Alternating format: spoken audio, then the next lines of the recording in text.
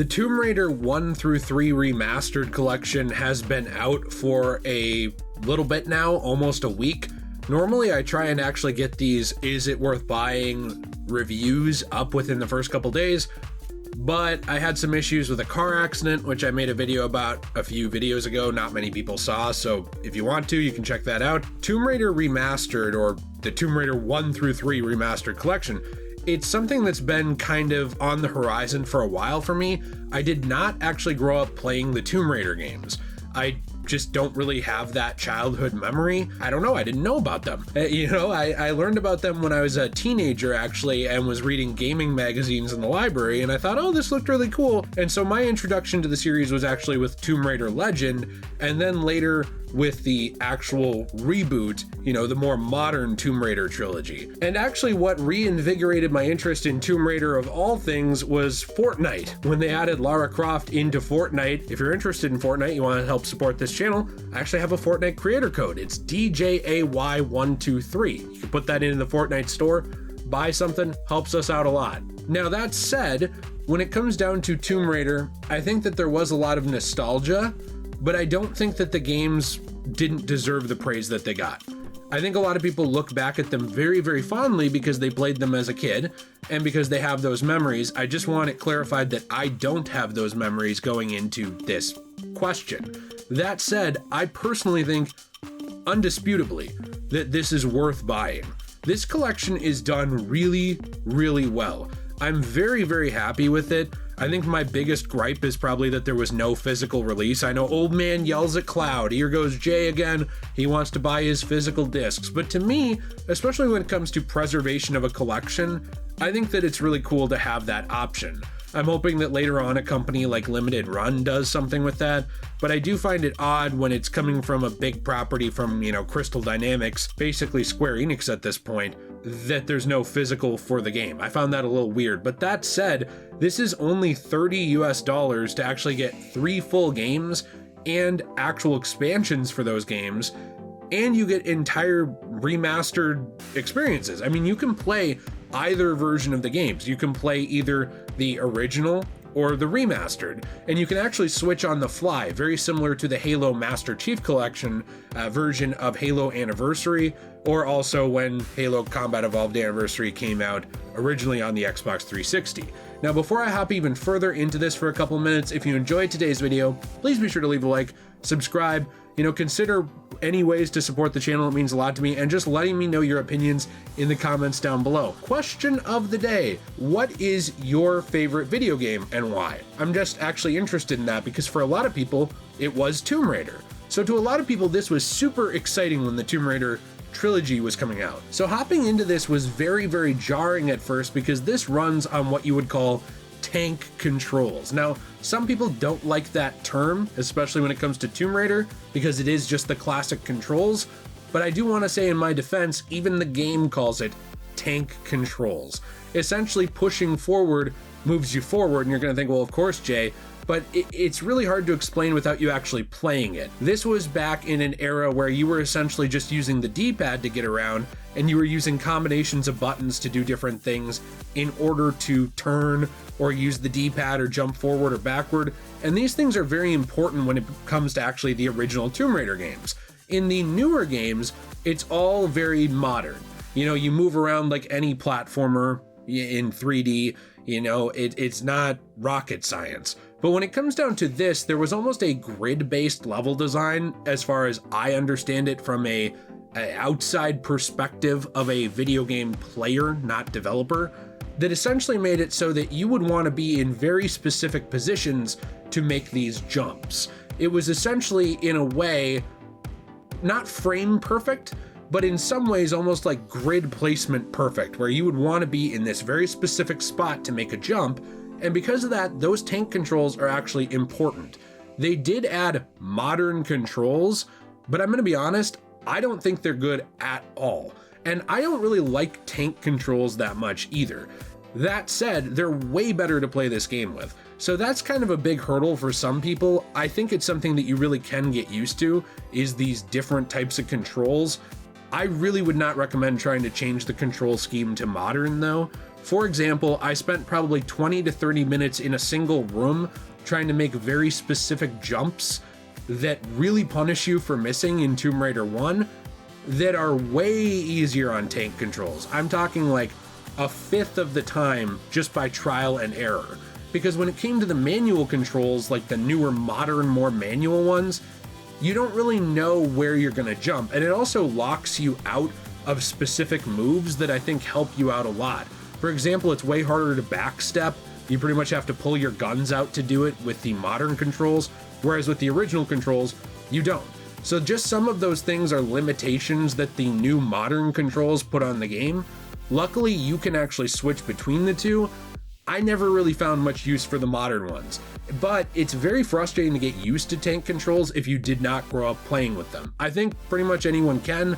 I will say that this might be a little bit hard to access or inaccessible for people with disability issues. I have disability pain issues, but like it doesn't really affect my understanding of this. But that said, I'm kind of torn on this. Like, I'm always the person to say, hey, look, I don't think every game needs an easy mode added in, but also I think that you should have your games be accessible to people, especially people with disabilities. I could see this control scheme being difficult for some people. I got used to it, but I'm still not great. My wife Jill is very good at it, I think, or much better than me, so a lot of the gameplay that you see is actually her because she's just better at the games than I am. But neither of us are really professionals or anything like that. So I absolutely love the visual overhauls that they did on the game, and I want to say this, they actually did bring in some people from the fan communities. They took fan feedback, they even brought in some modders, people who are working on fan projects. I think that's really cool to bring in people like that to help with your game. It reminds me a lot of Sonic Mania. For example, Tomb Raider superfan and modder X Progger was actually brought in to work on this game. Now, if you don't know who he is, he's behind Open Lara. This is an open source cross-platform engine for the classic Tomb Raider series. And Saber Interactive actually brought him in to help work on the official Tomb Raider project. This is the kind of thing I think more games need, especially older games and remasters where maybe the company hasn't necessarily lost touch, but has kind of lost touch with what people liked back then. You know, a lot of times you lose a lot of development staff, people go their own ways, and by the time you get back to something 20, 30 years later, it's a totally different group. I just personally think it's really awesome to see that kind of dedication and bringing in those types of talented and passionate people. It's honestly refreshing to talk about the Tomb Raider 1 through 3 Remaster Collection because a lot of the games I've talked about recently have been mixed bags. You know, things like Suicide Squad, I'll say, hey, here's some good things. Here's a lot of things I don't like. Things like the Metal Gear Solid Master Collection, it'll be, hey, there's too many problems with this, but it's finally accessible to people on modern hardware again, so I think you should pick it up for that reason alone. With Tomb Raider Remastered, it just feels like a lot of heart and soul and care went into every aspect of the game. A lot of the problems with the first 3 Tomb Raiders being remastered actually come down to problems or criticisms that the original games would have had. Now, I know that for super fans, this is unheard of, but I will say, I don't really think anything is actually absolutely perfect, right? If it's made by a human, there's probably a flaw somewhere, and you know what? That's what makes our art fun and human in a lot of ways. That said, this game always was very, very specific with its jumps, especially Tomb Raider 1. There are a lot of instant deaths in multiple games in this trilogy, especially Tomb Raider 1 later on and Tomb Raider 2 actually early on. And I could see those things being very, very frustrating for people, but also I think that you just kind of learn to work around them and they encourage you to try and get better at the game, actually. I try and avoid the get good crowd because I've always hated that, but I also do think that there is something to be said about practicing, getting better at these specific jumps, getting better at playing the game, and I think that once you do that, it makes these games a lot more fun. Like I said, nothing is perfect, and even when it comes to this trilogy, I do think that there's a couple things that could have been added that would have been really fun. I like that they have the expansions, but with how many different outfits and looks Lara has, and how iconic of a character she is, and how amazingly beautiful and wonderful of a job they did actually modernizing the design, you know, like actually making it look like it belongs in a modern day game, a remaster, making it look beautiful, and even seeing influences in the face that almost look like Angelina Jolie. with seeing all of that, I wish you could change your outfit. I wish that you could actually change what Lara is wearing in a given level without just having to play that specific level, because this is something I've noticed with a lot of Tomb Raider games, is that unfortunately it really only seems like later on they started caring about player agency with cosmetics. Early on, and this was always a thing, you just kind of got the outfit you got on a level, and a lot of those levels and outfits are iconic. But when you're re-releasing a game so many years later, 3 of them in fact, I just really wish that there was the way to actually go on there and change your outfit to something else. On PC you can swap around and rename some files. It's as easy as 1, 2, 3. But for console players, which is going to be a large portion of the people buying this remaster, you just can't. You're just stuck with whatever outfit they give you. And while I like those outfits, I just wish you had some choice in what you wear. And no, I would not just wear the sports bra all the time, okay? But it would be tempting. There are a couple of very odd things in the actual collection. So like, for example, on PlayStation 5 where I played it, when you buy the game, you actually also get a PlayStation 4 version of the games. Here's a weirdness though that comes with them. The Tomb Raider 1 through 3 Remastered Collection, it has nearly 300 trophies and achievements, but it doesn't have platinums on PS5. I don't really understand why this is. It apparently has something to do with Sony's rules in terms of actually having, like certain requirements for how many trophies you can have, what kinds of trophies you can have, but there are platinums actually on the PS4 version, so it's just very weird. I just don't really understand why this had to be a thing. I think it's more on Sony than on anyone else, but I just don't understand why the PS4 has a platinum for each game, but the PS5 doesn't. But you could also just play through the PS4 version and then the PS5, there's not much difference, or vice versa. It doesn't really matter. It's just weird, and I put that more on Sony than on the team making it. I do think that some of the additions that were cool were things like actually adding in a photo mode. I think that's really awesome. Photo modes are a thing that I advocate should be in pretty much every modern game that looks halfway decent. I just think it's a really cool way to get people invested, getting other people interested. I never understood why you wouldn't want to do a photo mode, so it's really awesome to see it here because so many games just neglect that. In a final note, there are a couple of graphical weird things in this game collection, I would say. Like, for example, in Lara's mansion in Tomb Raider 3, if you're looking around underground, when you can see the fish, sometimes they'll phase out of existence, things like that. But there's such few and far between niche problems or little oversights or mistakes that I just don't really think they matter. Like, this would be a nitpick of the game, would be, hey, the fish disappeared in this one fish tank. This isn't exactly like a big criticism. I think that goes to show how well these games are actually remastered, is that there's not really many criticisms of them other than, hey, I wish PS5 had a platinum trophy and those fish disappeared that one time. Most of the criticisms, again, they just have to go back to the original versions of the games, but also I do think that for new players, there are going to be things that are frustrating that would be just as frustrating as picking up a PS1 disc. Learning those controls, getting used to those extremely specific jumps. I think a lot of people nowadays are used to games being a lot easier. They're used to games being a lot more accessible. You can jump into it and get good at it pretty quickly.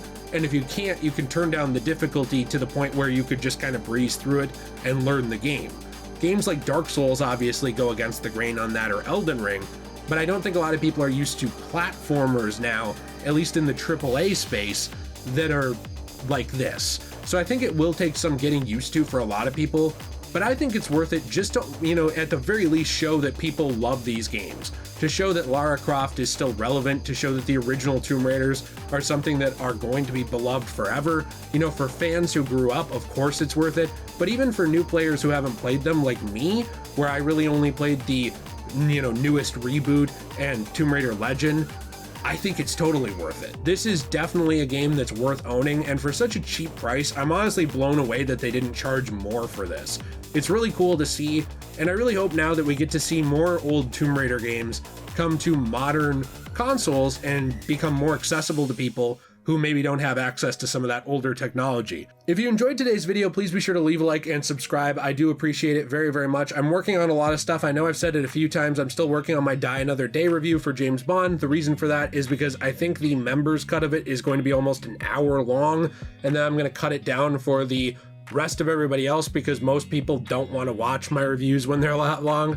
So we're going to kind of do our best to make both of those a complete video, complete experience, make them fun. And of course, as well, we're working on a lot of other stuff, including our shop, cosmobunny.shop, where we sell handmade resin coasters, keychains, trays. All this stuff is from repurposed comic books, manga, magazines. We take the paper from these things that were being thrown out, usually in the trash here in Minnesota where I live, and we turn them actually into really cool things for your home that you can keep, and of course that go to help support our channel, and then we recycle the rest of the paper that's not used, so we actually use these renewably. I hope you'll check that out. I hope you'll subscribe if you enjoyed, answer the question of the day, and if you're interested in hearing more from us or watching more videos, we actually did play through Tomb Raider Legend over on our Let's Play channel, Degenerate Plays. The link is in the description down below, and we actually have a new channel, JayRPG, which is JayRPG, down in the description below as well. I hope to see you there.